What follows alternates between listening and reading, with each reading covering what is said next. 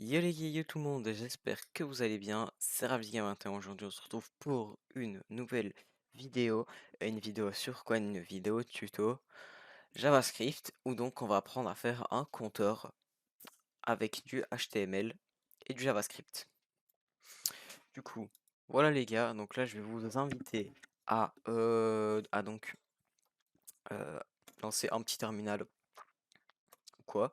Vous allez aller dans le répertoire où vous voulez aller.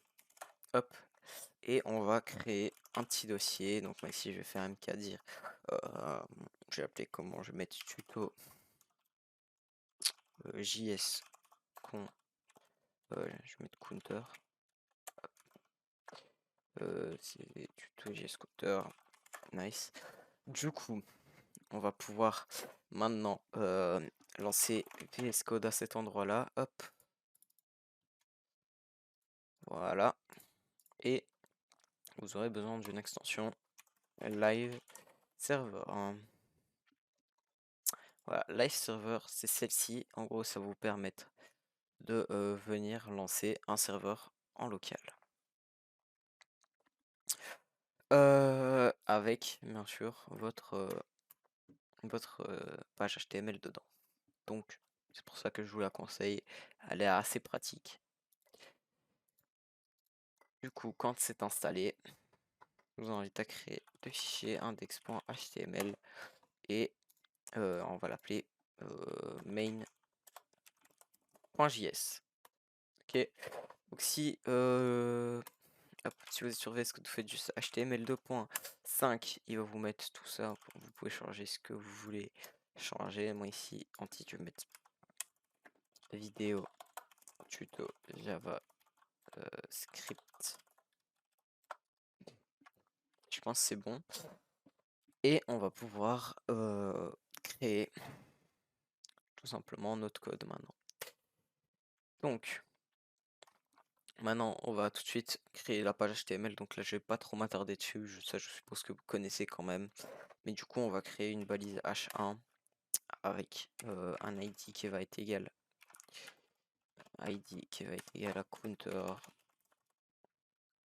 On met rien pour le moment, vous allez voir pourquoi. On va pouvoir du coup une div qui va avoir un ID button div. On va créer plein des buttons. Alors ici ID, on va le mettre. On met un petit plus ici dans le texte. ID, on va mettre button-du-bas plus.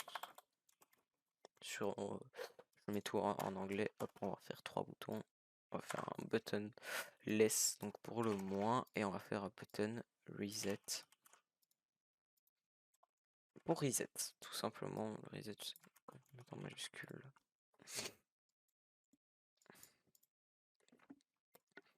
Et à la fin du body, on va pouvoir faire un petit script src. On va mettre slash main.js. Ok. Et du coup, si vous avez bien installé l'extension, si vous faites un petit clic droit, vous avez un petit Open with Live Server.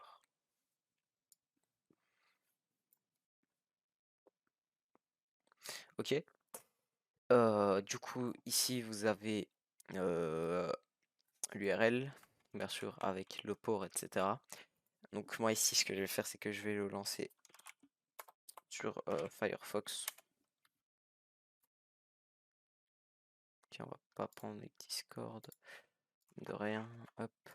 Voilà, ici j'ai mon petit Firefox qui est là. Et il est là pour attendre. Du coup, on est bon. Alors vous pouvez fermer votre terminal, hein, vous en avez plus besoin. Là, on va tout de suite s'attaquer au main.js. Du coup, vous faites CTRL-clic dessus, ça vous emmène directement dans le fichier, ça c'est assez pratique. On va faire plusieurs constantes, enfin, donc de variables const. On va mettre button plus est égal à document.getElementById. En gros, ici, ce qu'on va faire, c'est qu'on va aller chercher un élément avec son ID. Donc, on fait document.getElementById. Et après, ici, on va mettre l'ID, donc button plus. Hop, on va pouvoir créer 3 less less reset reset. Ok. Du coup, on va créer une variable count qui donc de base va être à 0 et on va tout de suite créer une function qu'on va appeler set count value et on va pouvoir lui mettre que ah oui, et j'ai oublié, on va pouvoir aussi créer une autre constante, on va créer count. Si je regarde, j'ai mis l'id counter, donc on va mettre counter est égal à document.getElement by id counter, hop. Du coup, on est bon. Et je vais pouvoir mettre counter.inner text va être égal à count, tout simplement. Ça va tout le temps être égal à count. Et du coup, vous allez voir que cette fonction-là, on va pouvoir l'appeler assez souvent. Donc, ici, on a set count value. Maintenant, on va pouvoir faire quelque chose. Exemple, si maintenant, je veux que au lancement de ma page, du coup, j'ai directement ici la valeur. Comment est-ce que je fais? Je reviens sur VS Code. Comment est-ce que je fais? Je vais tout simplement faire un petit window.onLoad. Donc au chargement de la page, on va appeler une fonction, on va faire set count value. Et vous allez voir que du coup, vu qu'on l'avait déjà ici, défini ici au-dessus, ben ça va faire que du coup à ce moment-là, ça va être égal à 0 toujours. Et du coup, hop, je peux bien lancer la page. Pour le moment, nos boutons ne fonctionnent pas, mais vous allez voir que ça va fonctionner par la suite.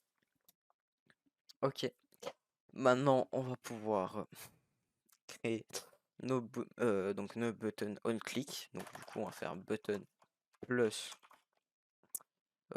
.on click et on va créer une fonction fléchée, hop, on met entre parenthèses rien parce qu'on n'a pas de variable à mettre en paramètre. Non, j'aurais pu faire ça différemment, j'aurais tout simplement pu faire function comme ça, mais moi je trouve ça un peu plus simple de mettre, enfin de mettre une parenthèse vide ou quoi, ou alors si vous avez des variables ou quoi, et une flèche, des parenthèses, tout simplement, c'est assez simple. Et du coup on va faire count. Alors on pourrait faire un petit count est égal à count plus 1.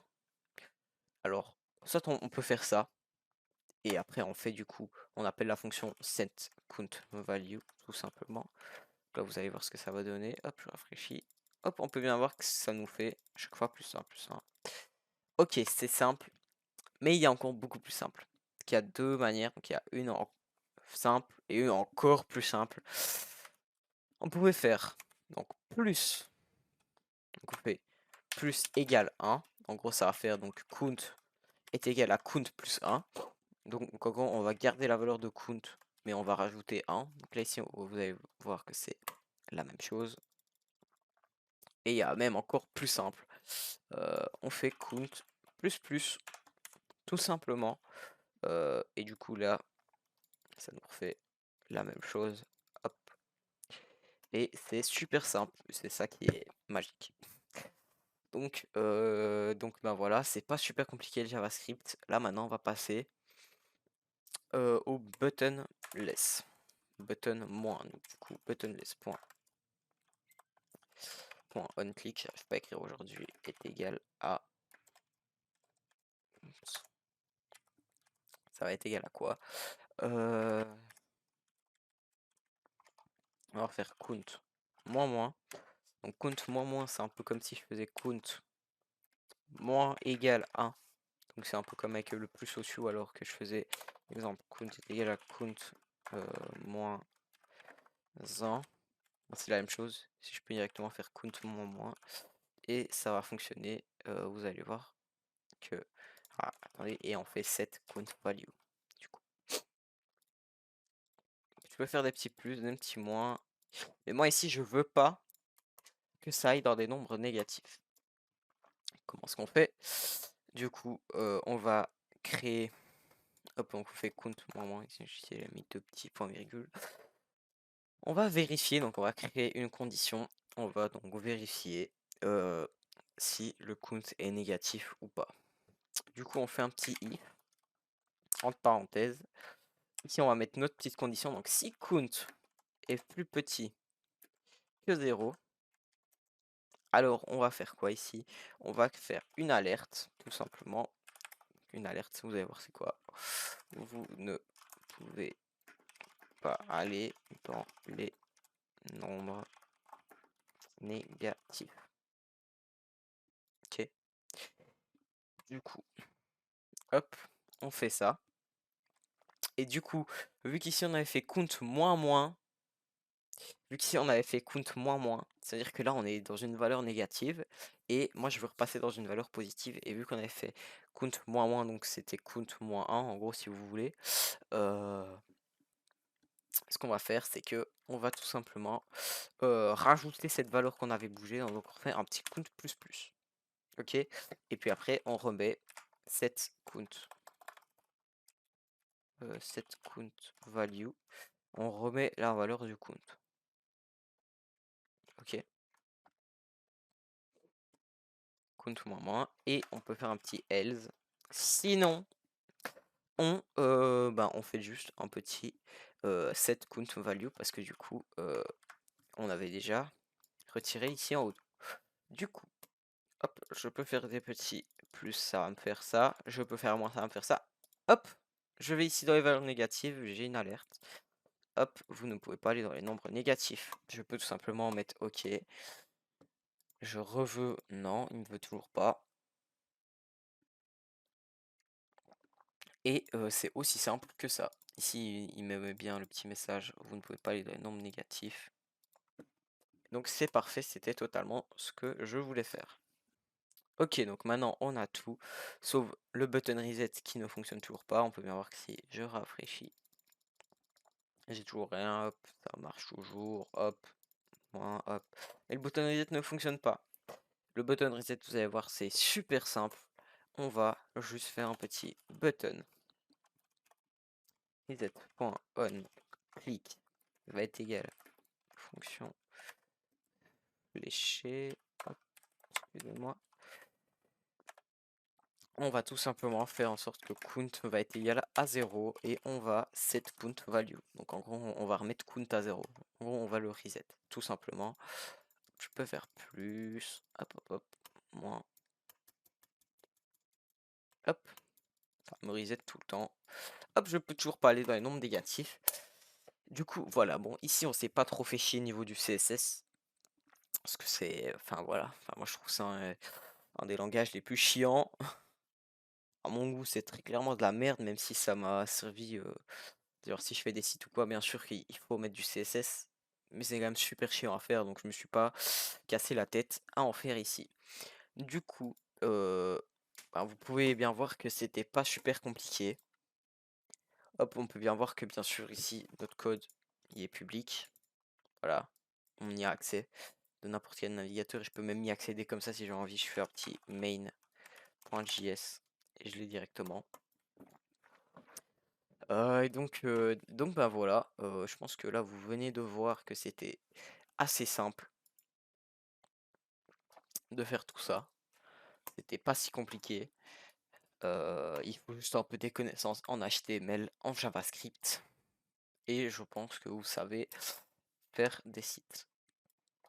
Bien sûr aussi du CSS, mais ici on n'en a pas utilisé parce que ça allait être chiant à faire et à vous expliquer. Du coup les gars, si cette vidéo vous a plu, n'hésitez pas à lâcher un pouce bleu, à vous abonner. C'était Ravishgame 21. Ciao.